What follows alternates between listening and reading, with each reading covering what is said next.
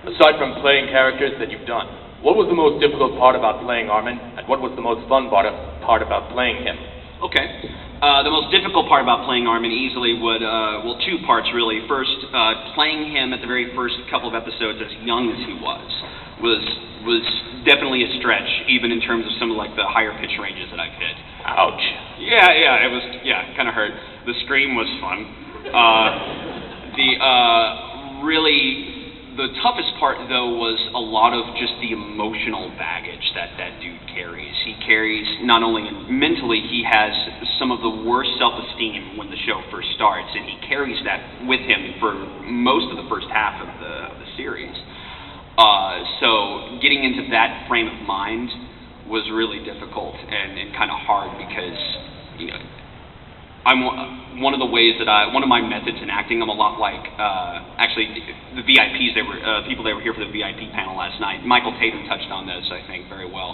He and I, and actually several actors that I know, including Ian Sinclair, all have a very similar method to acting, which is whenever we are portraying these characters, we kind of take on their psyche.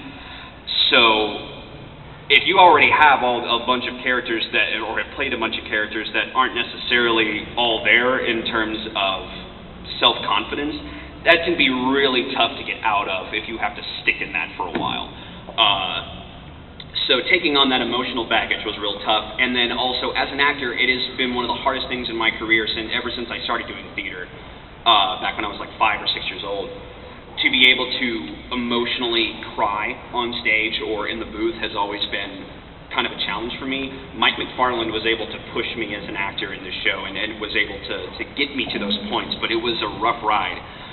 The most fun thing for playing Armin was episode 10. The episode that when I first watched it when it was airing made me fall in love with that character as a fan and made me fall in love with him as an actor. That's just that big old rib-cracking speech that he does to try to save his friend's life. That was the reason I wanted to play him. So. Yes. Yes, sir. And kudos to Mike McFarland for directing the show. Yeah, he does a great job.